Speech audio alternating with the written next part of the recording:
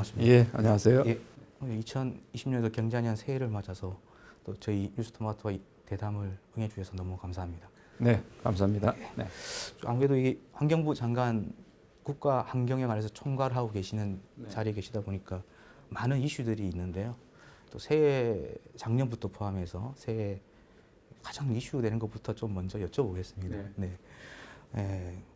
작년 1월부터인가요? 1일부터인가요? 미세먼지 부분에서 우리 국민적 관심이 상당히 높은데 미세먼지 계절 관리제라는 게 시행 중인 걸로 알고 있습니다. 이게 전 국민적으로 이게 숨쉬는 부분에 의해서 많은 걱정도 있고 대통령께서도 그렇고 또 일반 시민들도 많이 우려를 하고 있습니다. 그래서 주무부처인 환경부를 또 장관님으로서 전체적으로 좀 어떤 미세먼지 감축에 관한 로드맵이나 이런 갖고 계신지 개괄적으로나마 조금 설명을 좀 부탁드리겠습니다. 네. 미세먼지에 대한 국민적 관심이 일기 시작한 것은 그렇게 오래되지 않았죠. 아까 우리 사회자 진행자께서도 뭐 말씀하셨습니다만 특히 이제 작년 그 2월, 3월에 고농도가 이제 들이닥치면서 그때 일주일간 계속 고농도가 지속되면서 그때는 하늘이 까맣게 바뀔 정도였습니다. 그래서 국민적인 어떤 공포감도 생기고 위기의식도 생기고 해서 정부에서는 이래서 안 되겠다 해서 특단 여러 가지 조치를 작년에 취했죠. 작년에 취한 그 대표적인 조치가 일단은 그 국회에서 8개의 법이 재개정됐습니다. 재개정되면서 뭐 그중에 대표적인 것이 바로 이제 미세먼지를 사회적 재난으로까지 규정하는 그야말로 세계적으로 초유의 일종의 법이 만들어졌다고 볼 수 있고요. 그 다음에 그걸 이제 집행하기 위한 것으로서 미세먼지 추경이 이제 또 책정이 됐습니다. 그렇게 해서 환경부 주도의 추경, 그것도 미세먼지 추경이라는 것이 역사 이래 처음으로 또 마련되었고, 그 다음에 이제 그걸 또 집행할 수 있는 국민적인 참여를 통해서 이제 그런 참여 기구로서 대통령 직속의 국가 기후환경 회의가 이제 또 구성이 됐고요. 그 다음에 거기서 나온 중요한 실천 방안으로서 이를테면 작년 12월부터 올해 3월까지 그 기간 동안 그 기간을 우리가 이제 고농도 기간이라 부릅니다.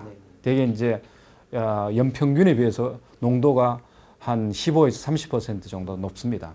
그 기간을 우리가 특별히 관리하기 위한 그런 제도로서 그러니까 미세먼지 이제 계절 관리제가 이제 도입됐습니다. 이런 것들이 1년 동안 아주 급격한 이 미세먼지 정책의 변화를 보여주고 또 정부의 미세먼지 대응을 위한 어떤 정책적 의지가 국민적인 어떤 그런 지지와 동의를 가지고 만들어진 대표적인 예라고 볼 수 있고요. 이제는 그 성과를 내는 것이 이제 남은 숙제라고 볼 수 있겠습니다. 미세먼지 계절 관리제라고 하면 이제 국민들이 보기에 조금 생소하게 받아들일 수도 있을 것 같습니다. 방금 말씀 주신 부분들에 대해서 이제 언론이나 이제 이 정부 쪽에서는 잘 이해를 하고 있을지 모르겠지만 계절 관리제가 이제 시작한 지 얼마 안 됐기 때문에 국민들에게 좀 알기 쉽게 특히 또 봄 계절별로 저희가 이 미세먼지 고농도 이 함량이 많이 다르고 하기 때문에 그걸 보면서 계절 관리제에 대해서 조금만 더 상세하게 설명해 주세요. 우리나라 그 미세먼지 그 대응 정책이라는 게 크게 보면 3가지 종류가 있습니다. 365일 내내 하는 이른바 상시 저감 대책이 있고요. 그다음에 고농도가 아주 집중적으로 이루어지는 시기 동안 일종의 그 비상 조치로서 하는 비상 저감 조치가 있고, 그다음에 지금 이야기하신 12월부터 익년도 3월까지 그 4개월 동안 계속 실시하는 계절 관리제가 있습니다. 그러니까 중간에 해당하는 그런 일종의 정책이라고 볼 수 있는데요. 이미 말씀드렸습니다만 그 기간 동안 대개 이제 고농도가 많이 발생합니다. 연평균에 비해서 15 내지 30%가 높기 때문에 그만큼 줄이면 최소한 연평균은 이제 유지가 되는 것이죠. 따라서 그 기간 동안 미세먼지를 뭐 국내에서 들어오든 국외에서 들어오든 그것을 최대한 줄여내는 그런 것들이 바로 계절 관리제 여러 가지 이제 내용을 이루고 있는데 대표적인 것이 이제 차량 운행 제한 조치가 되겠습니다. 그 중에서 특히 노후 경유 차량 같은 경우 노후 경유 차량은 전체 차에서 나오는 미세먼지 한 90%를 차지합니다. 그래서 이제 차량 자체는 노경차 자체는 얼마 안 됩니다만 비중은 상당히 이제 미세먼지 발생량은 상당히 많은 비중을 차지하고 있죠. 따라서 그 4개월 동안 노경차 특히 5등급 차량에 대한 운행을 이제 그 제한하는 것이 핵심이고요. 공공 부분도 이제 마찬가지로 이제 참여를 합니다. 네. 공공 부분은 자발적 이부제를 해가지고 네. 공공기관 종사자들이 홀수 짝수로 해서 네. 이제 차량을 운행을 스스로 이제 제한하는 이제 그런 것이 이제 포함되어 있고요. 네. 그 다음에 우리나라 미세먼지가 실제 많이 나오는 분야는 산업 분야입니다. 산업 분야죠. 예, 네. 산업 분야는 뭐 평소에 우리가 이제 관리를 해야 됩니다. 관리를 해야 되고 특히 이제 올해부터는 이 사업장의 미세먼지를 관리하기 위한 여러 가지 아주 근본적인 대책들이 많이 포함되어 있습니다. 이를테면 뭐 그 우리 수도권에만 적용되었던 총량 관리제라고 미세먼지를 배출할 수 있는 총량을 이렇게 정해서 그 범위 내에서 배출을 하도록 하는 그런 총량 관리제가 이런 전국적으로 이제 실시될 상황이 됐고요. 그 다음에 그 배출량을 또한 우리가 30%나 줄이는 그런 기준을 또한 올해부터 본격적으로 이제 시행하게 됩니다. 그 밖에 여러 가지 이제 저감 장치를 이제 보급하거나 등등 있는데 계절 관리제 동안은 그런 것들이 얼마만큼 잘 지켜지느냐. 다시 말씀드려서 불법 배출이라든가 이런 것들이 안 이루어지도록 하는 것이 가장 중요하기 때문에 그걸 하기 위한 뭐 과학적인 어떤 측정 장비를 이제 동원시키거나 뭐 드론이라든가 자동차에 장착한 이 측정 장비를 가지고 현장에 가서 직접 측정을 하거나 혹은 뭐 비행선을 띄워가지고 뭐 감시를 하거나 그 다음에 또 인력을 요번에 이제 대대적으로 투입을 시킵니다. 그러니까 요번 계절제부터는 전국적으로 최대 한 1,000명 정도 감시원을 해서 감시원을 투입해서 불법 이제 배출을 단속하는 생각보다는 불법 배출이 많습니다. 일종의 모니터링 요원으로 해서 그렇죠. 각 사업장별로 관리 감독 강화하겠다는 뜻이에요. 예, 모니터링만 하더라도 네. 그 배출을 줄일 수 있는 그런 효과가 있습니다. 네. 이를테면 포천 같은데 드론을 띄워가지고 배출량을 그 자리에서 40% 줄인 경험이 있습니다. 예, 그건 달리 말한다면 불법 배출이 많이 나온다는 뜻이죠. 그렇죠. 그 다음에 이제 또 불법 소각 같은 거, 농촌에서 잔재물 태우는 이런 것도 이제 못하도록 지금 하고 있고요, 감시하고 있고 항만 지역에서 특히 이제 그 배의 어떤 운행 속도 같은 것을 낮춰서 여러 가지 미세먼지 나오는 것을 좀 줄이고 하는 이런 조치들. 이렇게 해서 미세먼지가 발생하는 부분에 대한 획기적인 어떤 저감을 하는 조치가 한 축을 이루고 있고, 그 다음에 또 한 축은 고농도 기간 동안 미세먼지로부터 많은 피해를 겪는 그런 국민들이 있습니다. 이를테면 노약자들이 되겠죠. 따라서 그 취약계층을 보호하는 것이 굉장히 중요한 또 조치가 되고 있습니다. 이를테면 뭐 어린이들이 이용하는 여러 가지 시설들에 대해서 공기정화 장치 같은 걸 제대로 가동시키게 하거나 그 다음에 마스크 같은 것을 나눠줘서 취약계층들이 미세먼지로부터 영향을 덜 받게 하거나 뭐 등등. 그래서 크게 두 축으로 이루어져 있습니다. 네. 일단 뭐 미세먼지 관련해서는 또 국민들이 또 의문점 갖고 있는 것도 중에 하나가 국내 요인도 많이 중요하지만 사실 이제 중국에서 날아오는 이 오염 물질들이 이 우리 국내 미세먼지 농도를 높이는 요인이 되는 거 아니냐라는 그런 시각들이 많이 있는 것 같습니다. 그래서 뭐 최근에 정부 차원에서도 한중일 뭐 협의도 하고 하시는데 그 부분에서 조금 국제적 공조 이런 부분에 대해서 조금 정부 차원에서 어느 정도 지금 진행이 되고 있고 앞으로 어떤 계획을 갖고 계신지 말씀 좀 주시겠어요? 중국과 협력은 생각보다 우리가 많이 하고 있습니다. 네네.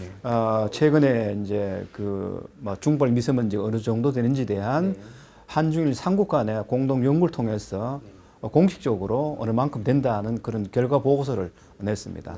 거기서는 한 32% 정도가 중국발 미세먼지가 한국으로 들어오는 것으로 대개 어느 정도 이제 결론이 나와 있고요. 뭐 그런 것도 그동안 이제 책임 공방을 이야기할 때 어느 만큼이냐를 둘러싸고 많이 이야기됐었는데 좀 논의를 분명하게 하기 위한 그런 중요한 하나의 결론이라고 이제 볼 수도 있고요. 그 다음에 우리가 32% 정도가 중국에서 들어온다 한다. 물론 평균 개념입니다만 우리가 중국에 대해서 미세먼지를 조금 더 줄여달라는 이런 이제 요구를 할 수 있는 조금 더 분명한 입장이 이제 된 겁니다.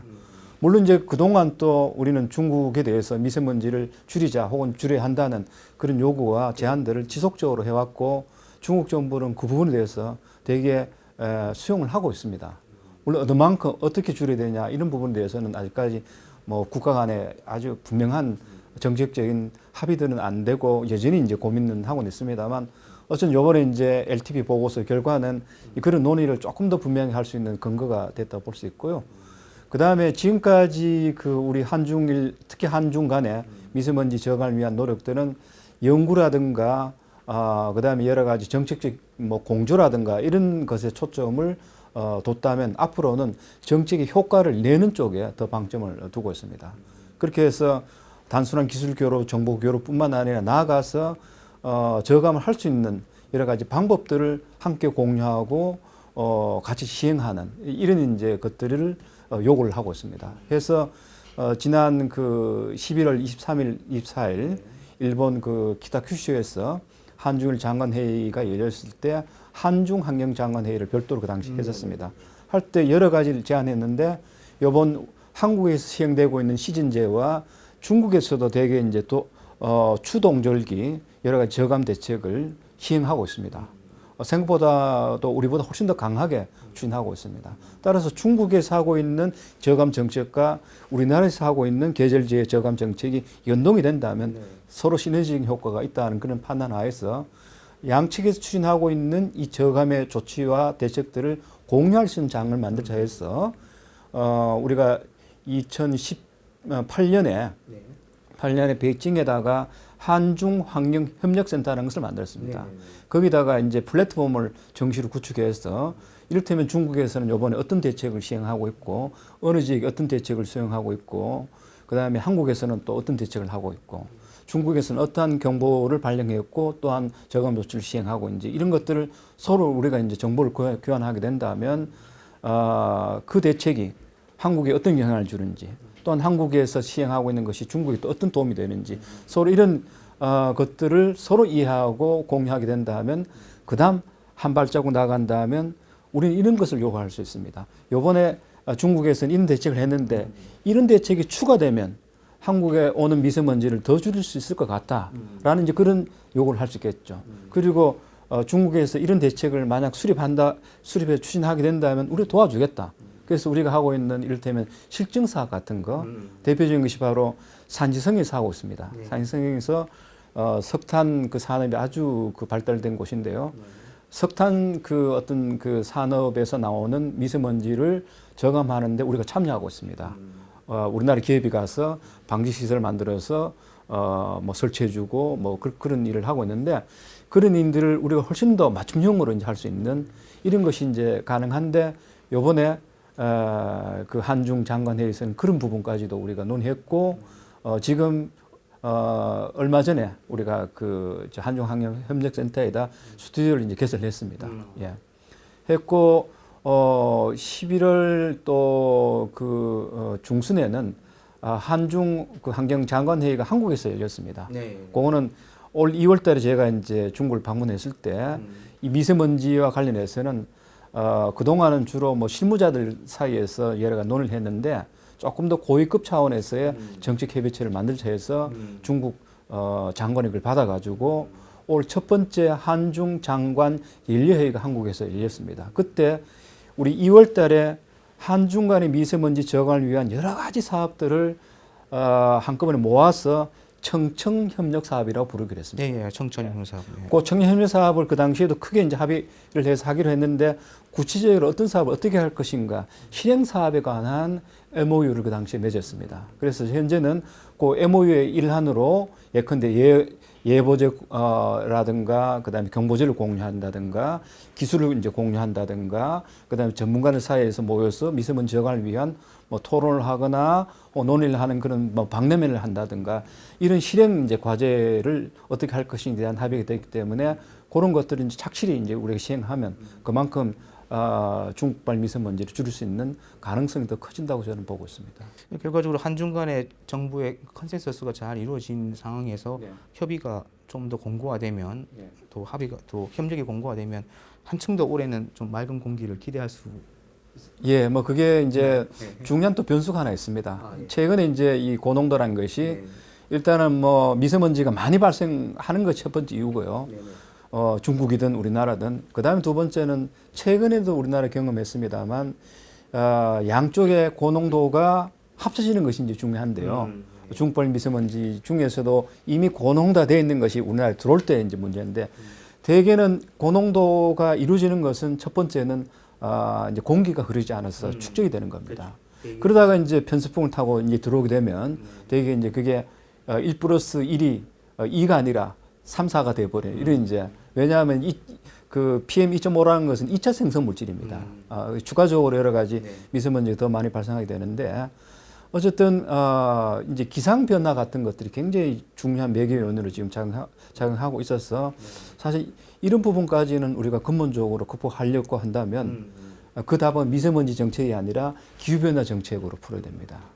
따라서 이것은 뭐 한국이라든가 중국의 일개 국가 차원의 어떤 그런 정책으로 풀기보다는 글로벌 차원에서 예컨대 기후변화 협약 같은 그런 메커니즘을 이용해서 풀어야 하는 또 이런 이제 큰 숙제도 남아 있습니다.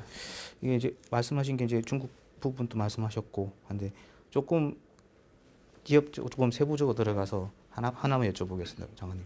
이게 이제 배출원 관리가 중요하고 사업장이 전국에 많이 펼쳐져 있고 그때 최근에 이제 뭐 이슈가 됐던 것은 석탄 화력 발전소에서 내뿜는 이 미세먼지들이 좀 심각하다는 정부의 판단 때문에 가동을 중단시키기도 하고 그랬습니다. 그런데 이 일부 이제 제가 환경 업체들이나 이렇게 보면 미세먼지 저감에 어떤 효과적인 기술을 갖고 있는 업체들이라든지 그런 기술들이 조금 더 많이 보편화되고 활성화되면은 훨씬 더 좋지 않겠나라는 생각이 드는데요. 그런 차원에서 민간이나 공공 쪽에서 사업장 미세먼지 발을 좀 줄일 수 있는 그런 정부 차원의 좀 뭐 제재를 강화한다든지 아까 말씀하신 뭐 1,000명 이렇게 한다고 하셨는데 조금 더 구체적으로 그런 부분들에서 말씀을 주실 수 있으신지 여쭤보려고요. 예, 지금 미세먼지 발생량 중에서 한 39%, 40%가 사업장에서 나오고 사업장은 전체로 본다면 한 5만 한 8천 개 정도. 그 중에서 우리가 대형 사업장에 대해서는 관리를 하고 있습니다. 대형 사업장에 대해서는 1종이라든지 2종에 대해서는 TMS라고 해서 자동 측정 장치를 이제 설치가 의무화되어 있습니다. 그래서 실시간으로 우리가 측정이 가능하고요. 하지만 실제 설치가 된 사업장은 한 60개, 한 70개 정도 해서 전체 사업장의 한 1%밖에 안 되고 나머지 사업장들은 우리가 방지시설을 설치를 이제 도와주고 있습니다. 가령 작년 같은 경우에는 우리가 한 2,000개 정도 추경으로 예산 확보해서 설치를 이제 도와줬고요. 올해는 한 4,000개 정도. 그렇게 해서 계속 방지시설 설치를 통해서 이제 미세먼지를 저감하는 것을 계속 우리가 촉구하고 있고요. 그 다음에 이제 제도적으로는 규제 방식을 적절하게 활용하는 것도 중요한 겁니다. 앞에서도 이미 언급이 됐습니다만 크게 두 가지입니다. 대기오염 물질 어떤 그 기준을 이제 강화하는 겁니다. 원래 한 30% 정도 기준을 강화하기 때문에 옛날에 100을 배출했던 것을 이제 70을 배출해야 되기 때문에 훨씬 더 줄일 수도 있고요.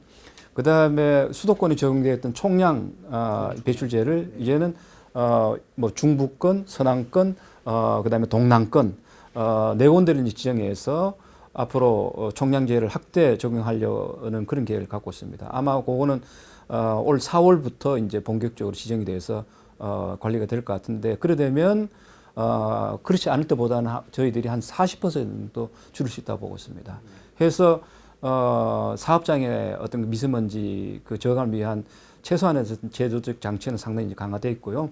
그 다음에 측정 이제 방법을 고도화시키는 예컨대 불법 측정을 철저하게 우리가 이제 그 배제하고 그다음에 과학적 어떤 측정을 통해서 실시간으로 국민들도 알게 하고 또 사업장들도 알게 해서 스스로가 줄여 나가는 또 그리고 기준을 초과할 경우에는 거기에 대한 아주 이 체계적인 어떤 그런 처벌이 이제 과거에 훨씬 더 강화된 처벌이 이제 부과가 됨으로써 그 절차와 기준을 철저하게 지키는 이런 것들이 이제 본격적으로 시행되면 아마 사업장 미세먼지는 앞으로 획기적으로 저희들은 줄일 수 있다고 보고 있습니다.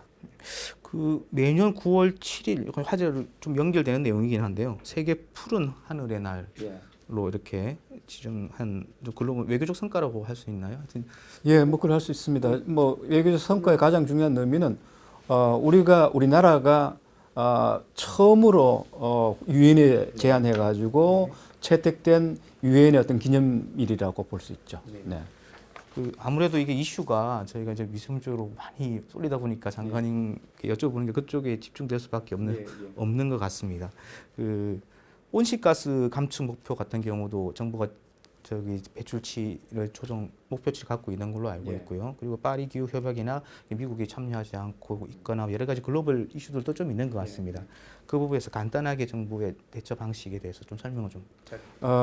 온실가스 감축은 사실 정부가 그동안 제시했던 목표치에 비해서 그 목표치를 달성하지 못할 정도로 배출량이 사실 늘어왔습니다.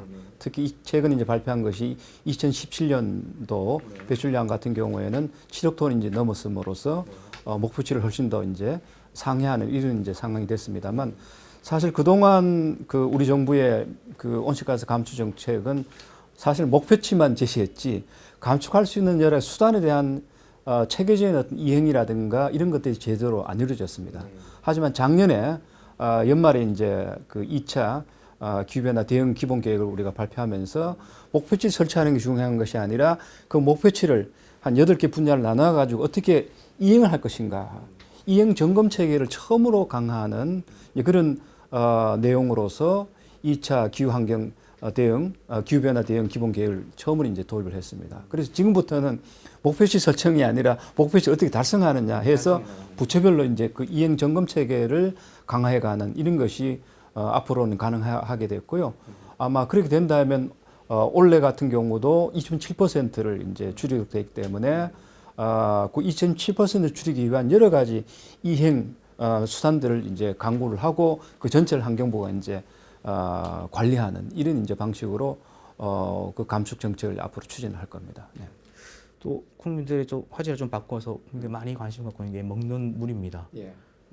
대한민국이 이제 물 부족 국가로 돼 있고 여러 먹는 물에 대한 이 안전에 대한 국민들 걱정이 있는 것이 사실이고요. 지난 작년이죠. 그때는 또 붉은 수돗물 사태로 지역민들이 많이 고통을 받았고 했습니다.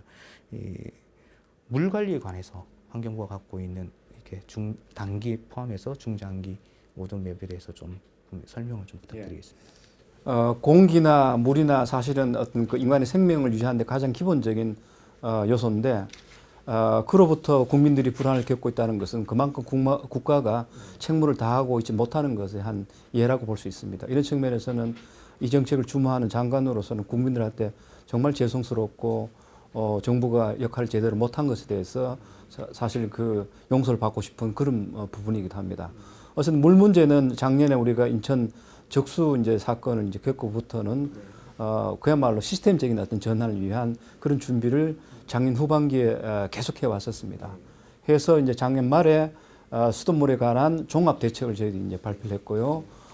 크게 보게 된다면 일단은 뭐 이 우리가 이제 그 정수장으로부터 수돗물이 나오는 꼭지까지 전체 구간에 대해서 전면적 체계적 관리를 통해서 국민들이 안심하고 물을 마실 수 있는 이제 그런 이제 상수 공급 시스템을 이제 도입한다는 것을 전제로 해서 그걸 실현할 수 있는 여러 가지 방안들을 종합 패키지로 해서 이미 발표를 했던 겁니다.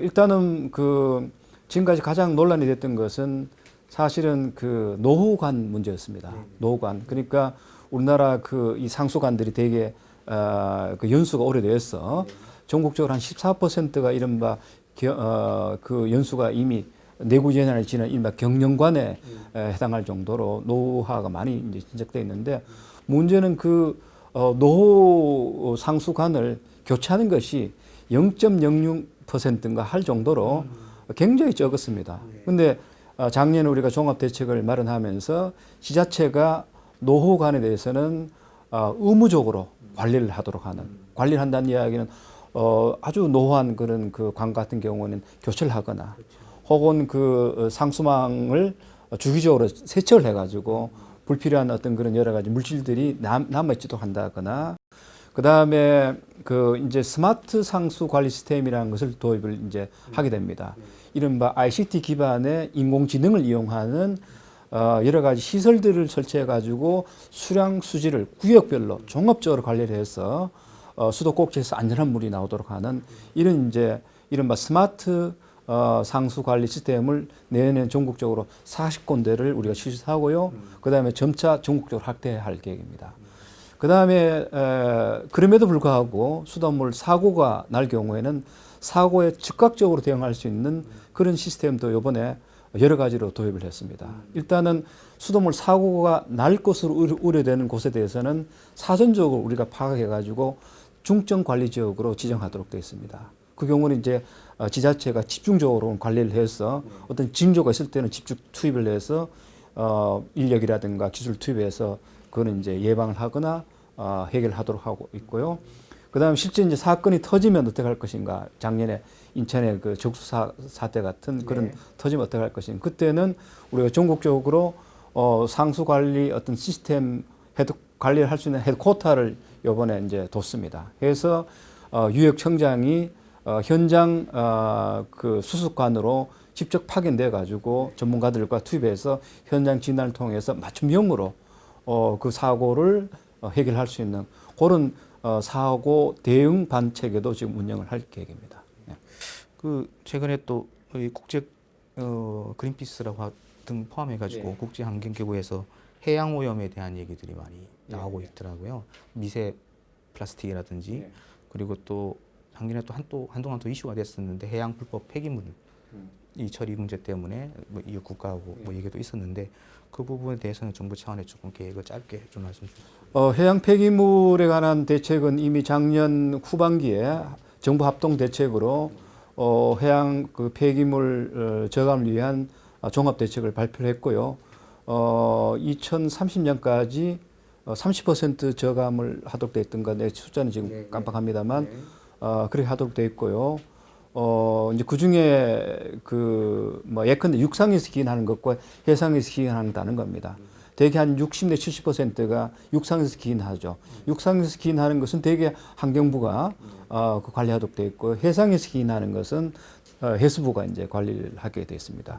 그래서 그 각 부가 일단 발생을 최소화하고 발생할 경우에는 최대한 빨리 수거를 해서 처리를 하는 것은 가능하다면 폐기물을 우선적으로 재활용을 하고 그다음에 재활용이 안 될 경우에는 이제 뭐 소각이라든가 매립이라든가 이런 이제 방식으로 하도록 되어 있는데 어쨌든 그 30% 저감을 위해서는 사실은 그 사이클 전체 관리가 필요한 겁니다. 그러니까 육상과 해상을 연계해서 폐기물이 플라스틱 폐기물이 그러니까 생산 단계에서부터 사용, 폐기, 그다음에 방기되는 이 전체의 어떤 과정을 관리하는 그런 것으로서 현재 대책이 이제 마련되어 있습니다. 네. 끝으로 마지막 질문을 드리겠습니다. 예. 올 한 해 국민들이 마음껏 편히 숨쉬고 편히 물을 마시고 하는 그리고 이른바 일종의 이것도 국민 삶의 질 개선으로 이해될 수 있는 부분인데요. 이렇게 올 한 해 환경부가 중점을 갖고 있는 큰 틀의 정책 그리고 국민들에게 한 말씀하실 거 있으면 좀 주십시오. 사실 환경부가 존재한 이유 중에 하나는 우리 헌법에 보장되어 있는 국민의 환경권을 보장해 주는 겁니다.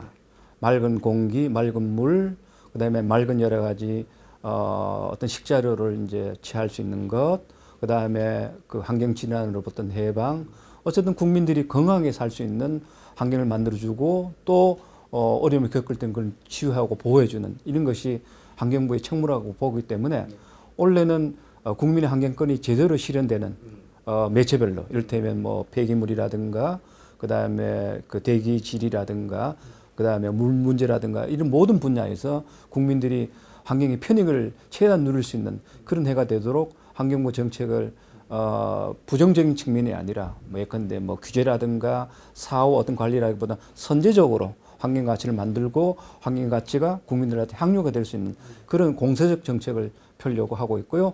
이 부분에서는 국민들이 함께 해주신다면 더 많은 성과가 있을 것으로 믿고 있습니다. 환경부 올해 많은 사업들 국민들이 체감할 수 있게끔 펼쳐주셨으면 감사하겠습니다. 네, 고맙습니다. 대답 너무 네, 감사합니다. 네.